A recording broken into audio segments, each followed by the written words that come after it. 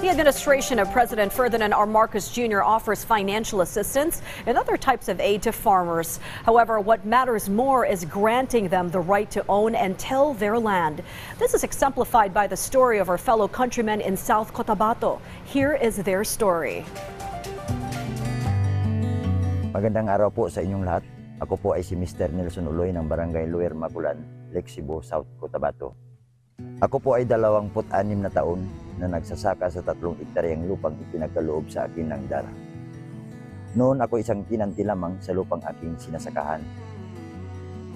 Nang dahil sa programa ng ating gobyerno, ako po ay isa sa pinakamasayang benepisaryo ng Voluntary Offer to Sale or BOS na nakatanggap ng collective title noong 1998 bilang katibayan na akin ang lupang aking sinasakahan.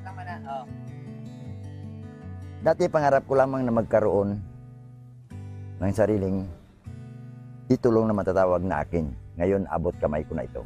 Isa ito sa mga pangarap ko sa buhay na magkaroon ng sariling sakahan. Salamat sa Split Project. Ngayon hawak ko na ang aking titulong minimiti na ako lamang ang mag-isang nakasulat dito.